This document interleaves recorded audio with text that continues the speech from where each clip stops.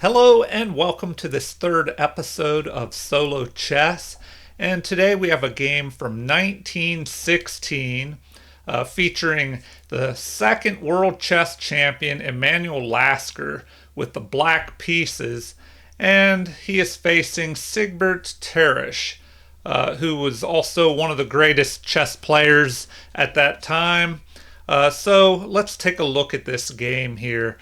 So in this solo chess, you want to try and guess the moves, and you can guess both sides, or more specifically, try and pick the winning side, and which is Tarrasch, or excuse me, is Lasker here with the black pieces. So he's facing off against Tarrasch. So try and figure out what moves you would make with the black pieces. So let's begin here. Now, you don't have to guess the first move because it could be multiple different moves, but it starts out with e4. So, what do you think Lasker would play against this? And you can pause at any time if you need more time to think. But we have e4, e5.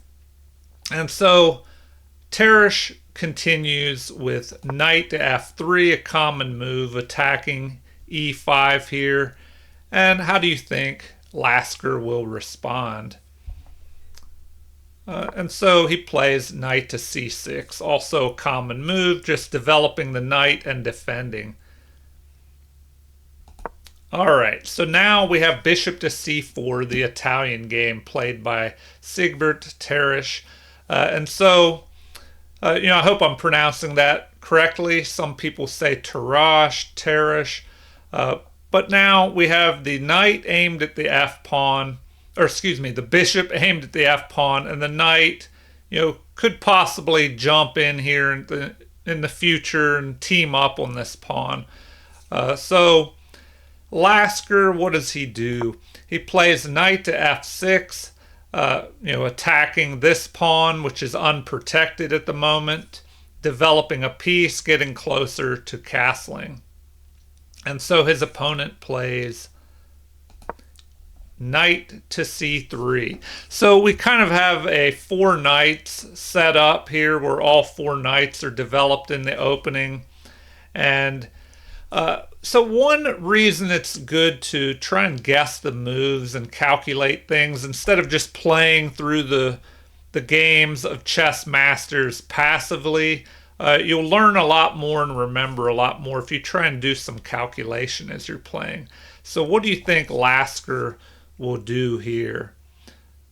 So try and figure that out, and let's see how he continues. So here we have an attack, capturing this pawn. Now, to some of you, this might be an odd looking move, not what you expected, but see if you can figure out why this move was played. So, the most obvious response, of course, is to capture. And now, what is the follow up for Lasker? So, hopefully, you found it. Where he just plays this move, forking the two pieces and regaining his lost piece.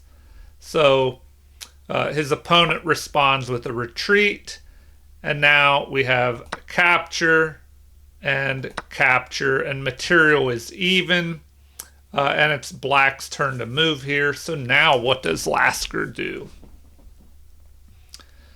All right, well, hopefully you found this move. He develops a piece so he can castle, but also he protects this pawn because of the attack on his knight by this bishop, which was attacking, the bishop is attacking the knight, which is defending this pawn. So, there is a possibility of capture. Then this pawn would no longer be defended. The only problem is there's also a chance of, since white is not castled yet, that a premature capture of this pawn could lead to the knight maybe being pinned to the king. But anyway, that's the reason behind this move. He just develops to help fortify this bishop in case the bishop, white's bishop, captures the defending knight.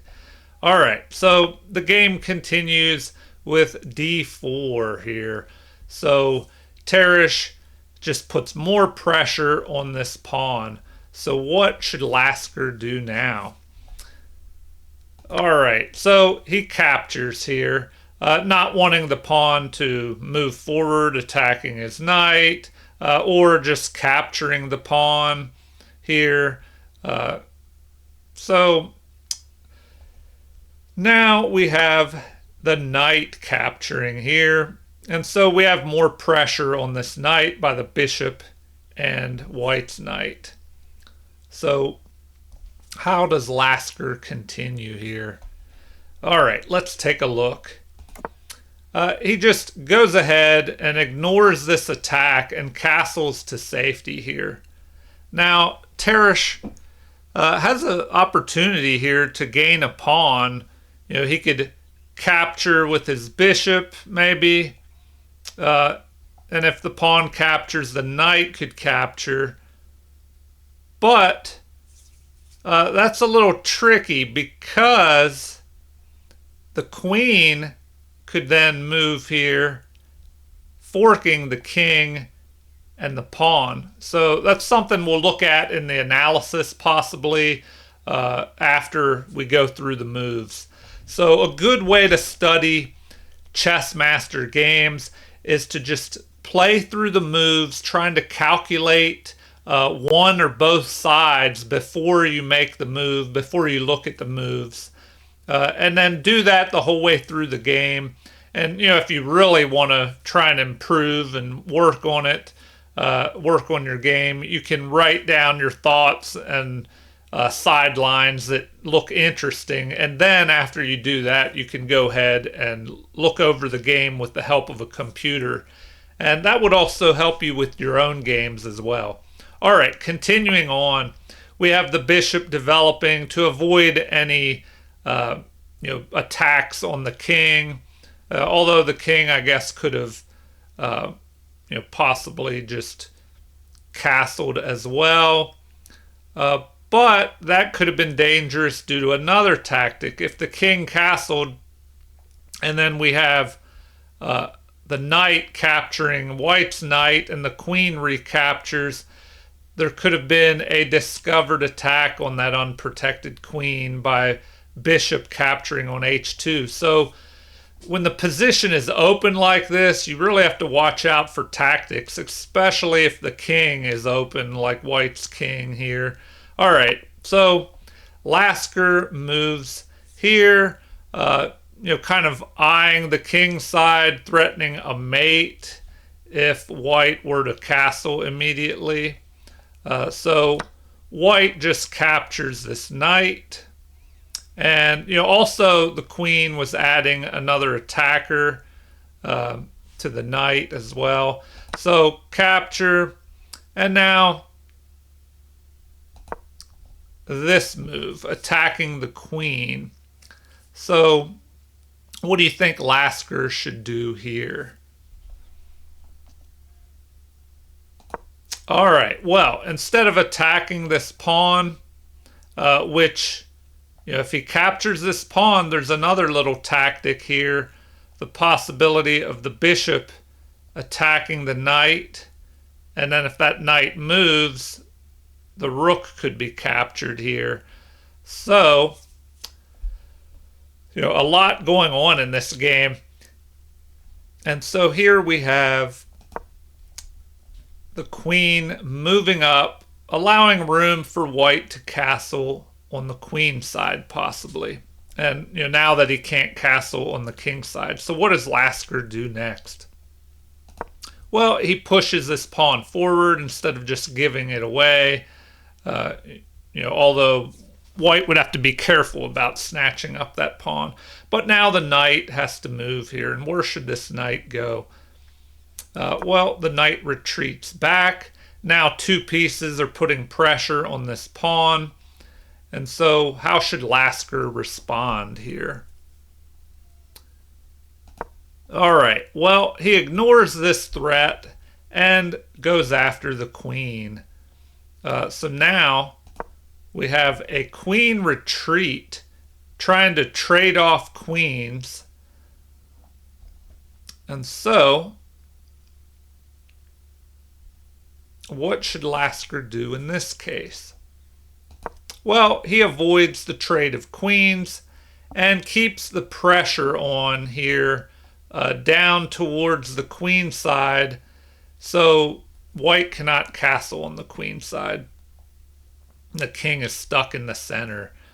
So the knight moves here, maybe getting ready to push this pawn and block this line of the queen and bishop battery. And so how does Lasker respond here? All right. He just develops a rook. His two rooks are not doing much, so he develops this rook to the center where it pins this bishop to the king. So now if this pawn tries to move forward, the rook could capture the bishop with check here. And then, possibly pile up on this pawn as well. All right, so the rook moves here. Why does he move here? Maybe he's worried about the bishop at some point moving in and threatening. He wants to line up on Lasker's king. So what does Lasker do here? Well, he just develops his other rook to this half-open file targeting this pawn. And now we have the knight developing towards the center, attacking the bishop and defending the pawn as well. So how does Lasker continue here? All right, so here he moves his bishop and just adds more pressure to this pawn here. So now we have an attack on the bishop here. What does Lasker do? He could either capture with the queen, but then queens would be traded and it would leave an opening to his king, but his opponent's running out of pieces. And he wouldn't want to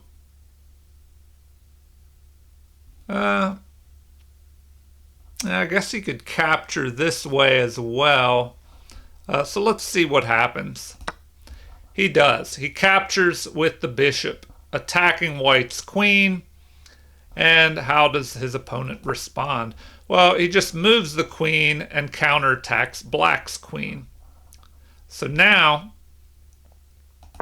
we have the bishop moving back and attacking white's queen. So the queen moves, and now what does Lasker do? How does he continue here? Well, he just goes ahead and attacks the queen. So interesting move here. He's attacking the queen.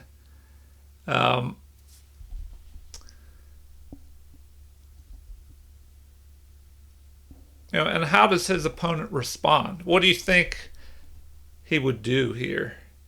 Well, the queen's under attack. It looks like if the queen moves, can this rook move up here, threatening a mate? Well, this rook is protecting, so the rook could probably capture.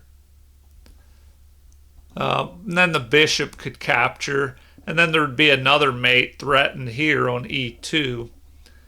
So we have this move. Tarrasch captures the piece in the center, the bishop, leaves his queen under attack, so Lasker just captures here. And I believe this is where the game ended after about 22 moves. And so, we could look at how the game would play out further, and we'll do that in the game analysis. So, the game kind of ends abruptly here. Let's take a look at the analysis. We'll do a game review real quick as well. So, yes, the game ended here after this capture of the queen. So, interesting here. Lasker, he played at 97% accuracy. Now, the game only went 22 moves, so it's a little bit easier to do that. But he had 1 brilliant move, 3 great moves, and no inaccuracies, mistakes, misses, or blunders, whereas Tarrasch had 3 inaccuracies and 1 miss. So let's look at the analysis and take a quick look at that from the beginning. All right, so e4, e5, knight to f3 attacking the e-pawn, knight to c6 defends, and now we have bishop to c5, developing, getting ready to castle. We have the Italian game, and the 2 knights defense to the Italian game, and now Tarrasch develops his knight. So we have a 4 knights set up here, and this is the 4 knights game now, Italian variation. So it's transposed into a 4 knights game opening. And now we have a capture here. So let me go ahead, back this up, put on the evaluation and the lines here so we can take a look at everything. So, right now we're in opening book moves. And then with this capture, this is also a book move. Now, was that the best move in the position? According to the computer, yes. Either that or bishop to c5, where black would mimic white's moves for the moment. So, knight captures. The best response is to go ahead and capture that knight. And then d5 is the only move that works here to regain your piece back. So the best move here is bishop to d3 to keep the bishop pair. So bishop takes d5, or d4. Both of those are just not as good. So bishop to d3 is best. And now, interesting here is that just capturing your knight, or regaining your knight that you lost by capturing on e4 is the 3rd best move. Even better, according to the computer, is f5, and then you're threatening to capture with a fork. If the knight moves, you can push forward maybe and fork these pieces. It's kind of tricky here. Might have to take a look at that. But it says that knight to b4 is the best move for black here. So quite interesting. Now what do you do? I would think you would just move this knight away, and that's the 2nd best move, is going to c3, and apparently even better is knight to g3,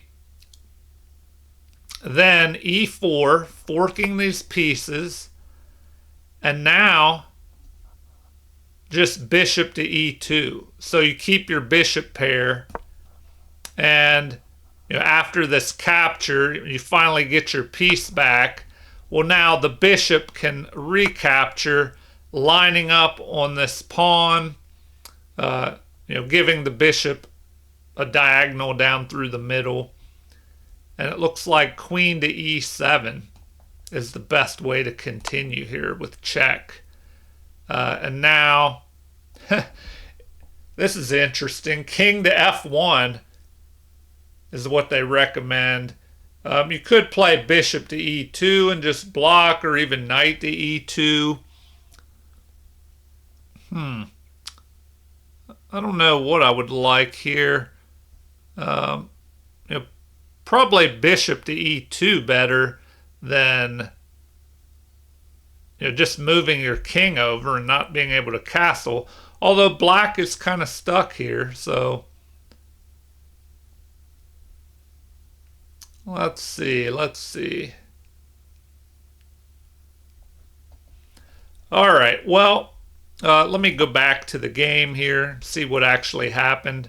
So Lasker, instead of going into different crazy complications, he just plays. Now it's saying this is the second best move to just capture here.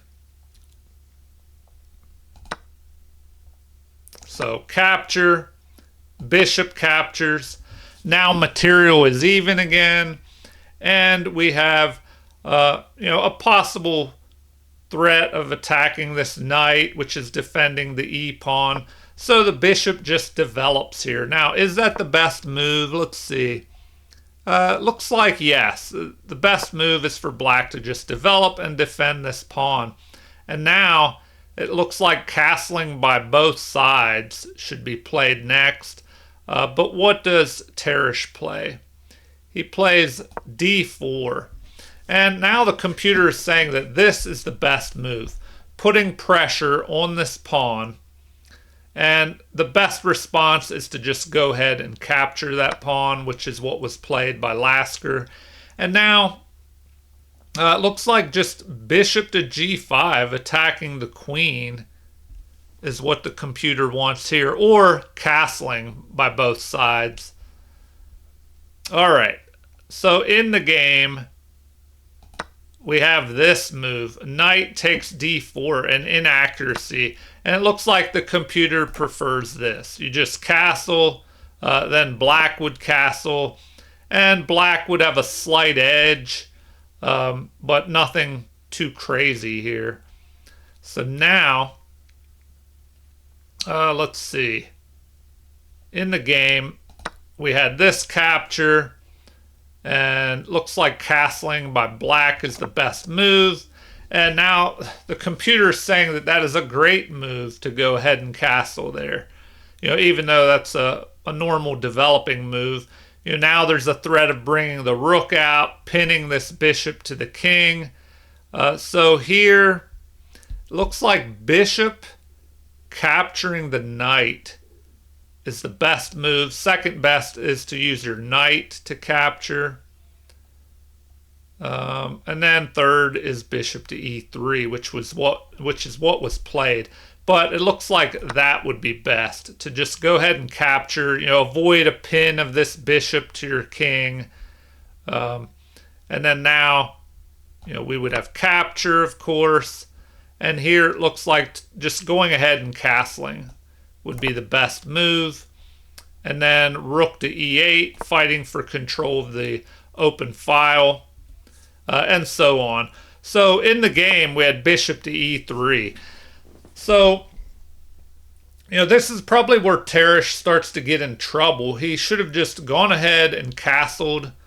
But, I guess he tries to maintain pressure here, develops his other bishop. And now we have queen to h4 apparently is the best move. Just lining up on the bishop.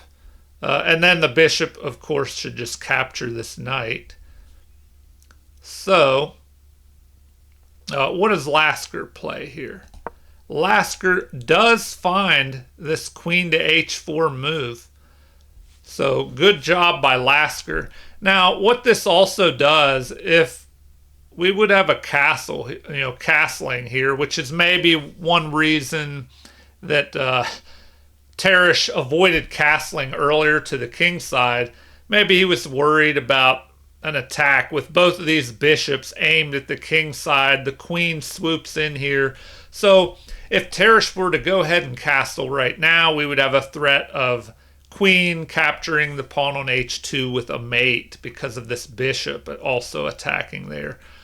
All right, so in the game, finally, we had this capture, which is still the best move according to the computer. And of course, Lasker recaptures with the pawn. So Tarrasch has succeeded in breaking apart the queenside pawns here, creating weaknesses.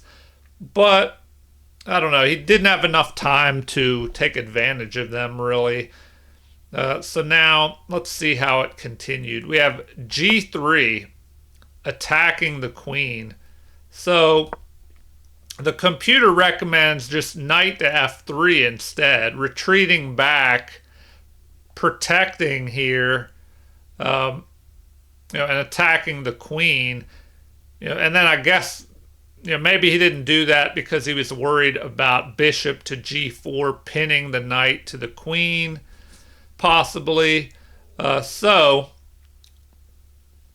instead, we have this move, which allows queen to h3. The computer says this is a great move, preventing kingside castling. Although now I don't know if I would want a castle here because you don't have a light squared bishop, and if you castle over here, you have some weaknesses on these light squares, and black does still have the light squared bishop and could maybe exploit these weaknesses. All right, so queen to e2, just developing, getting ready to castle to the queen side. But now we have c5, attacking the knight. So the knight retreats to b3, but it looks like knight to f3 is recommended by the computer. So here, the computer now is saying knight to b5 would have been better. So I guess we could take a look at that.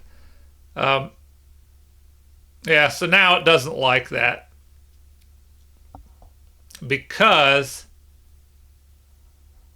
queen to g2, forking the rook and the knight here. So I don't know. It's strange. Why would the computer recommend that if that's a losing move? So I don't know. It just shows that the computer sometimes has some issues here.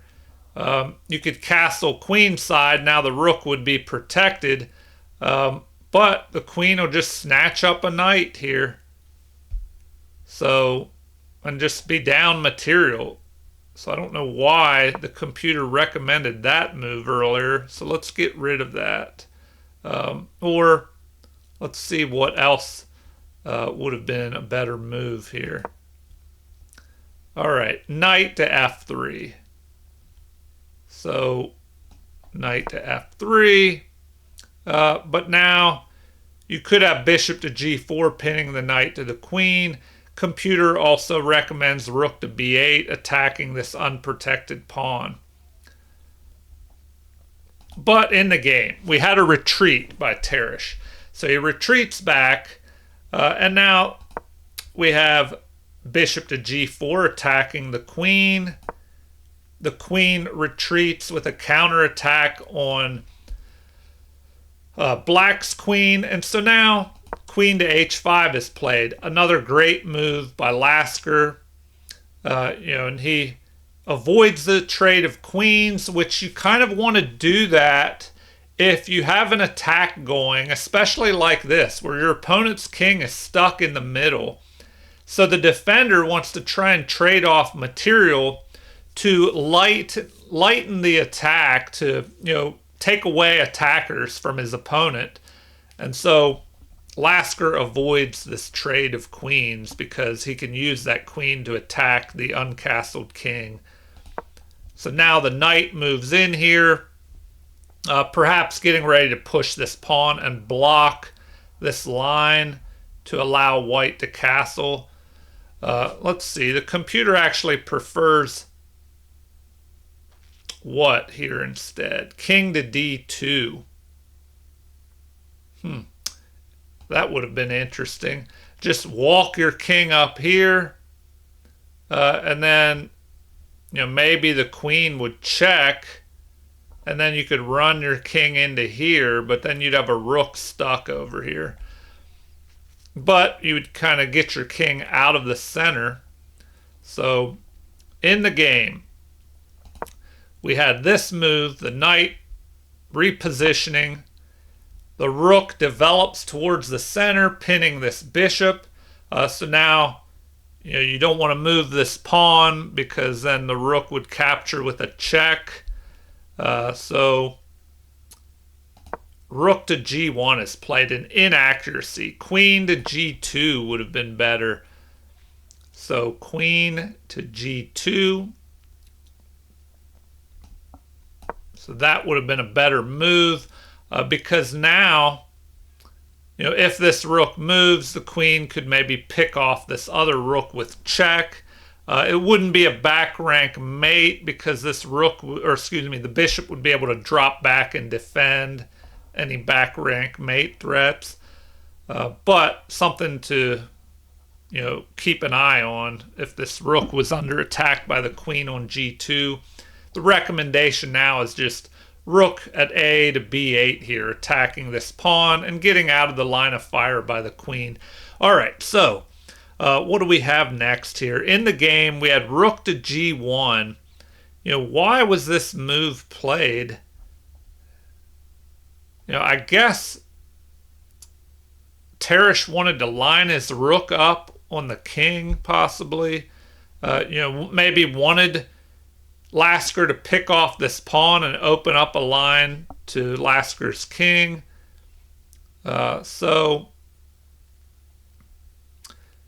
it could have been that. It could have been a little trick, enticing this pawn to be captured, and then you attack with the rook and the queen would be trapped in there. Well, kind of. You could block. No, I guess the queen would be captured in there. So, all right, so they recommend that you go ahead and capture. So let's take a look at that. If you capture, and then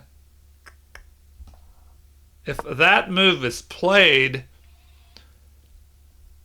well, I guess it looks like you have a mate in 4 here with capture. If this pawn captures here, then what happens? Then a mate in 2.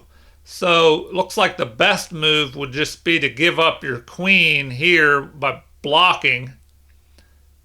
And then the rook would just capture with check, and the king would have to move. And then, we have this rook under attack by the queen. So if the pawn were to capture here, well, then you have this move. Capture with check. The queen blocking is the only move available. And then you just have a mate here. So, crazy little attack. I guess Lasker overlooked that maybe. So in the game, what did we have? Let's see. And maybe Lasker didn't want to go into these crazy complications, or he thought that his queen could get trapped when that rook attacked it and didn't look further into the position. So what do we have? We go back. Rook here attacking the pawn. Or if I go back a little bit further. So the rook moved here. The queen should have captured that pawn, but instead Lasker just attacks over here. The knight jumps up to protect, but h3 looks like that would have been a better move. But at this point, Lasker is just winning. So the bishop was under attack. The computer said there should have been a retreat, but now he just piles up more pressure here. So now there's an attack on the bishop. But we have capture attacking the queen. Queen moves. And bishop to g4 just attacking the queen. So the queen moves once again. But now the rook attacks the queen. So in the game, it looks like the best move is king to d2 according to the computer, which is looking crazy. So what if this queen just moved out of the way? And where would the queen move to? That's the question.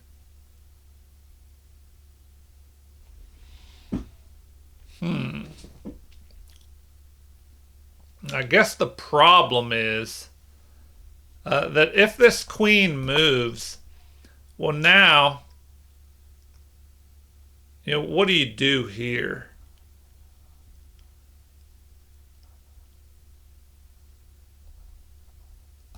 Bishop to f6.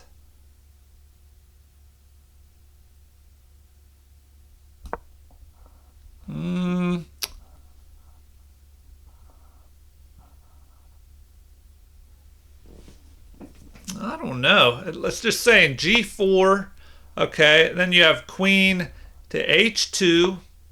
All right, rook to g2. Okay, why would you do that? That would just allow you to capture here. So, I mean, what if you do that? Well, then you have bishop takes. Oh, well, here the bishop could capture you as well. So, but even better is bishop takes b2. All right. Anyway, before I go off on a sideline, let's look at what actually happened in the game. So, knight takes e5, which just allows the queen to be captured here. So, I don't know. There's got to be something better than that, just allowing your queen to be captured.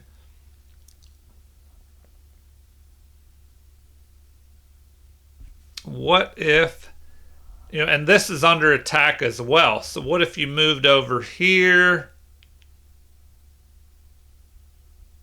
to cover that? Now it says queen to h2 is best. Okay. Rook to f1 and queen to g2. All right. Knight to d2. And bishop takes b2 with a mate in 11. All right, yeah, so this is crazy. So if we go there attacking, it looks like, well, what do you do then? If you capture there, then we have rook captures. And if the pawn captures, that leads to a mate. So this is just a perfect example of why you should castle early and not let your king get stuck in the middle of the board. So in the game, we just have a capture of the bishop and the queen is picked off. So at this point, the game, it went a little bit further. So knight captures and rook captures. And the computer says that this is a brilliant move. And this is how the game ended. So if we look at, how it may have continued, we have capture. So what should Lasker do next? It looks like queen to h2 is the best move. So what this does is, well, multiple things. It threatens to just pick off this rook with check and then pick off the other rook. It kind of traps the king here on the back rank. This pawn is under attack. So, what would be the best move here? Oh man, yeah, it is looking pretty rough. Computer gives knight to f4 as the best move, but then you would just capture this, the king would move, you capture the other rook. So the only way to protect this rook is either move your king over, but then the bishop could check. So I don't know, maybe something like that. But then that would allow queen to e2 mate. So, that move doesn't work. So delete that. Yeah, it's just a disaster here now. Rook to g2. It looks like no matter what, material is going to be lost. Hmm. Yeah, because there's a threat of a mate here. So, computer gives rook to g2 or knight to f4, which covers this mate, but then you're just losing both your rooks. So, what does this do? Block. The queen would just capture, threatening, renewing this threat of a mate. And then now, knight to f4 covers that. But, now we just have check. And then you pick off the other rook. Yeah, so it was looking really bad for Tarrasch there. So if you learn one thing about this game, do not let your king get stuck in the center of the board. Especially if your opponent is able to open up the position and get an attack going on your king that's stuck in the center. Or it could end up like this game. All right, well, I hope you enjoyed this video. Please like and subscribe for those that haven't already. Feel free to leave comments, suggestions, or any requests for future chess videos. Thank you for watching and have a super chess day.